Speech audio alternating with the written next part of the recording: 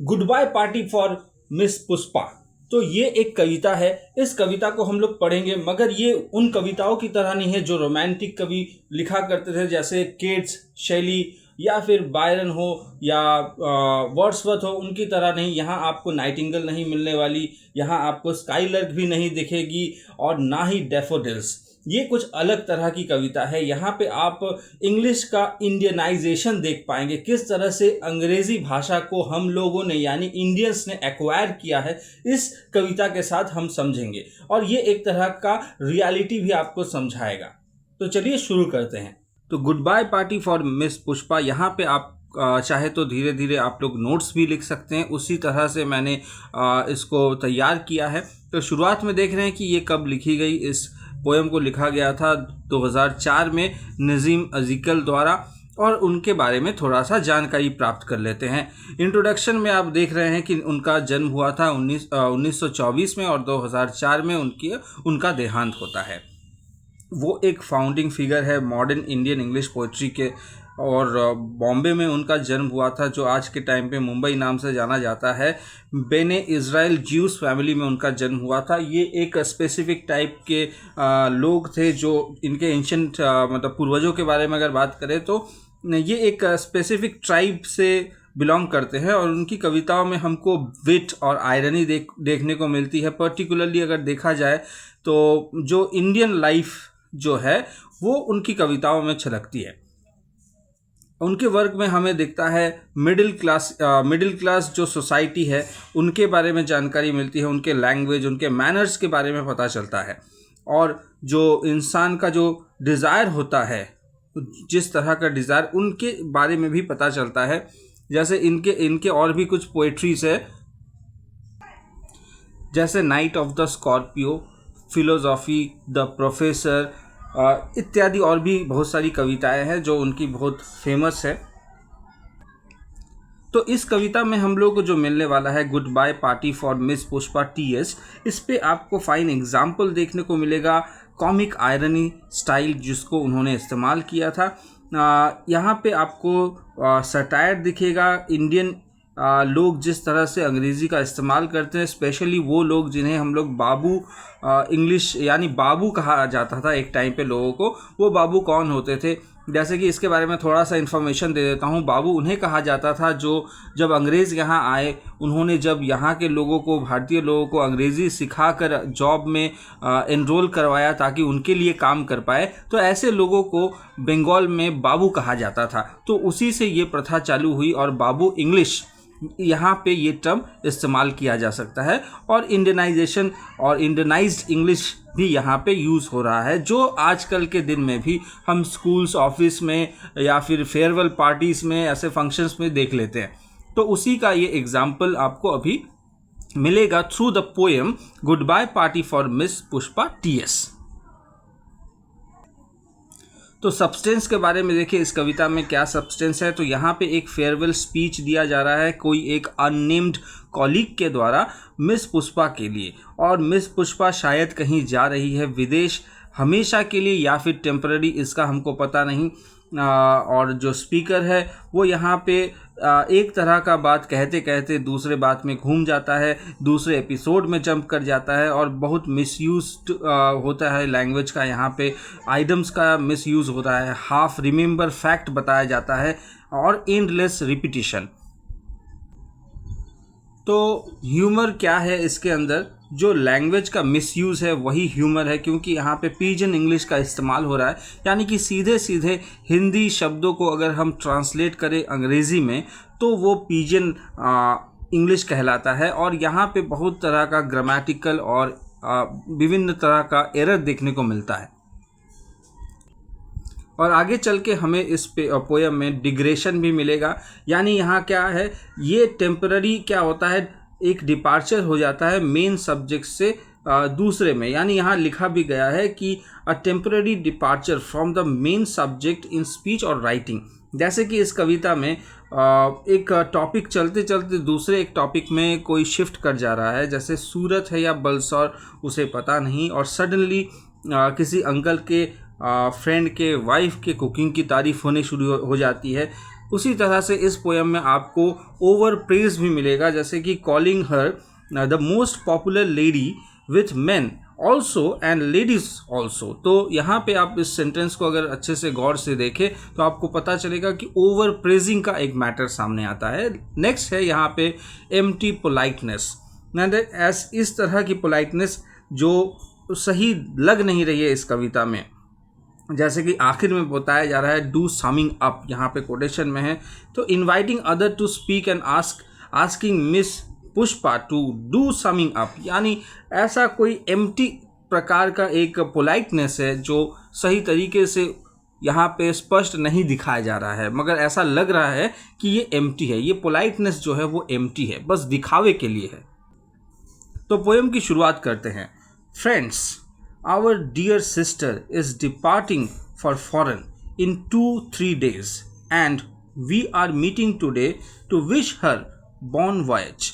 बॉन voyage का अर्थ है good journey को कहा जाता है, अंडरलाइन करके मैंने बताया। तो इस कविता में आखिरकार है क्या, इस पार्ट में क्या है, ये समझिए। यहाँ पे आप क्या समझेंगे, द ओपनिंग जो लाइन्स है वहाँ पे आपको कॉमिक टोन दिख रहा है। Departing for foreign is direct translation of Indian uses.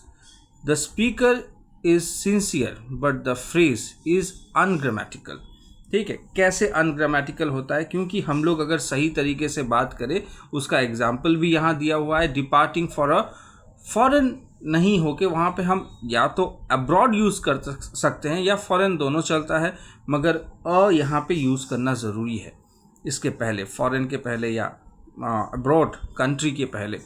और आगे चल के देख रहे हैं कि 2-3 days कहा गया था, मगर वहाँ पे 2 और 3 days कहा जाता है, तो ये ग्रामेटिकल एरर है। यहाँ पे 2-3 days नहीं होता है, जनरली जो सही ग्रामर है उसमें 2 और 3 days होना चाहिए था। तो आगे बढ़ते हैं, कविता में क्या है।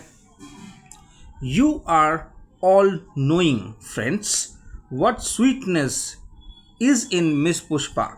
I don't mean only external sweetness but internal sweetness। यहाँ पे क्या है, here the exaggeration is obvious। Instead of praising her quality, he ends up sounding awkwardly sentimental। जैसे कि स्वीट के अंदर फिर से स्वीट को कहा जा रहा है, जैसे रसगुल्ला एंड गुलाब जामुन स्टफिंग हो, इस तरह का एक मामला देखने को मिल रहा है कि किसी ने आपको आके कहा कि बेटा आप तो रसगुल्ला हो, साथ ही साथ आपके अंदर तो गुलाब जामुन भी है। तो इस प्रकार का एक एग्जैगरेशन जो अतिशयोक्ति की तरह लग रहा है। आगे बढ़ते हैं, कविता में क्या है। Miss Pushpa smiling and smiling, देखिए लैंग्वेज को देखिए किस तरह से है। Even for no reason but simply because she is feeling. Miss Pushpa is coming from very high family. Her father was renowned advocate in Bulsar और सूरत। देखिए पता नहीं उसको कहाँ है, मगर उनके बारे में बताया जा रहा है फेयरवेल में, मगर जो वक्ता है उसको पता ही नहीं उसके बारे में कि वो एग्जैक्टली कहाँ से बिलोंग करती है। I am not remembering now which place। तो कविता के इस पार्ट में क्या देखने को मिल रहा है कि जो भारतीय व्यक्ति स्पीच दे रहा है फेयरवेल का, तो वो सडनली भूल जा रहा है और तुरंत दूसरे चीज़ पे शिफ्ट कर ले रहा है कि उसको पता ही नहीं कि वो सूरत से बिलोंग करती है या कहीं और से। ठीक है, आगे बढ़ते हैं। फिर क्वेश्चन है, देखिए Surat question mark. Yes, once only I stayed in Surat with family members of my uncle's very old friend. His wife was cooking nicely. That was long time ago। फिर देखिए सडनली क्या चेंज। देखिए भाषा के बारे में अगर ट्रांसलेशन यहाँ पे ज़रूरत ही नहीं, बहुत सिंपल सा आपको समझ में आ रहा है कि यहाँ वक्ता क्या कहना चाहता है। कवि जो कहना चाहते हैं थ्रू द नरेटर वो बहुत सिंपली है। लैंग्वेज को आपको समझाना नहीं कि इसका मतलब ये है वो है, बट टोन को आपको समझना होगा। देखिए क्या हुआ next, coming back to miss Pushpa. देखिए सडनली चेंज आया एक, coming back to miss Pushpa. She is most popular lady with men also and ladies also. तो यहाँ पे देखिए ये क्या चीज़ है, यहाँ पे जिस इसको बोला जाता है क्लासिक टोटोलॉजी। तो टोटोलॉजी क्या होता है कि the saying of the same thing twice over in different words. ठीक है, तो यहाँ पे भी ऐसा ही है कि रिपीटेशन आपको देखने को मिल रहा है। जैसे अगर मैं कहूँ वो कैसा ऑकवर्ड लगेगा, our principal is loved by students also and parents also and sometimes even by teachers also but not always. इस तरह का अगर मैं सेंटेंस बनाऊँ, आपको समझ में तो आ रहा है कि मैं क्या कहना चाह रहा हूँ, मगर आपको ये सुन के बड़ा ऑकवर्ड सा लग रहा है कि ये ऑल्सो का इस्तेमाल कितने भद्दे तरीके से किया जा रहा है यहाँ पे। तो हम लोग जनरली ऐसा अंग्रेज़ी का इस्तेमाल करते हैं। हाँ, ये बात ज़रूरी है, आप ये मत सोचिए कि ऐसा अगर मैंने इंग्लिश इस्तेमाल किया लोग क्या सोचेंगे। और एक बात ध्यान में रखिएगा कि spoken English is broken English, this is said bye my sir. उन्होंने कहा था कि चलो उल्टा सीधा ही सही, अंग्रेज़ी तो बोलो, तब अंग्रेज़ी ज़रूर सीख जाओगे। तो इससे डीमोटिवेट मत हो जाना कि आप भी गलत अंग्रेज़ी बोलते हैं, इसका मतलब खुद को क्रिटिसाइज़ मत कीजिए। देखिए, ऐसा होता रहता है और उसी से ही हम लोग अंग्रेज़ी बोलना सीखते हैं। तो आगे बढ़ते हैं, कविता में क्या है देखते हैं। आगे वक्ता कहते हैं, Whenever I asked her to do anything, she was saying, just now only I will do it. That is showing good spirit. I am always appreciating the good spirit. तो आपको लगा यहाँ पे फिर से एक awkwardness। ये जो फ्रेज है just now only is an Indianization। ठीक है, इंडियनिज्म जिसे कहा जाता है, मीनिंग इमीडिएट। जैसे आपने शायद एक मूवी देखी होगी जहाँ पे अजय देवगन है और अभिषेक बच्चन है। उस मूवी में आपने देखा होगा कि किस तरह से हिंदी को एग्जैक्ट ट्रांसलेट किया जा रहा है अंग्रेज़ी में, और वो कितना भद्दा लग रहा है। हाँ, उस फिल्म का नाम है बोल बच्चन, और उसमें एक डायलॉग था, बगल में छोड़ा और शहर पे ढिंडोरा। ये वाला जो डायलॉग है उसको ट्रांसलेट किया था boy under armpit and hyper city noise pollution. तो ये देखिए, ये एक बहुत अच्छा एग्जाम्पल था जिससे आप समझ पाएंगे कि एग्जैक्ट अगर हम हिंदी को अंग्रेज़ी में अनुवाद करें तो उसकी हालत क्या हो सकती है। आगे बढ़ते हैं पोएम में। Pushpa miss is never saying no, whatever I और anybody is asking she is always saying yes. तो देखिए कहाँ है, he try to highlight her cooperation, जिस तरह से वो लोगों के साथ कोऑपरेट करती है उसके बारे में कहा जा रहा है। But it comes out as if she has no personality of her own. तो उसकी खुद के पर्सनैलिटी पे एक प्रश्न चिन्ह खड़ा हो जा रहा है। आगे बढ़ते हैं, क्या है, and today she is going to improve her prospect and we are wishing her bon voyage. तो क्या है यहाँ पे, the farewell wish arrive rather late after so many detours।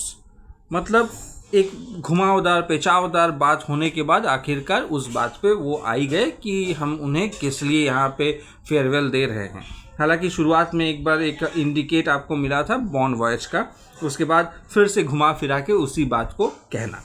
Now I ask other speakers to speak and afterwards miss Pushpa will do summing up.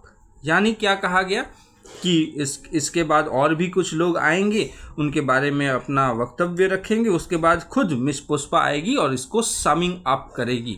आपको शायद समझ में आ रहा है कि क्या कहना चाहता है। और ये क्या है, the climax is anti climax है। Instant of Pushpa giving a farewell speech she is asked to sum up. उन्हें कुछ कहने ही नहीं दिया जा रहा है, वो डायरेक्ट आके यहाँ पे सम अप कर देगी, मतलब प्रोग्राम को ख़त्म कर देगी।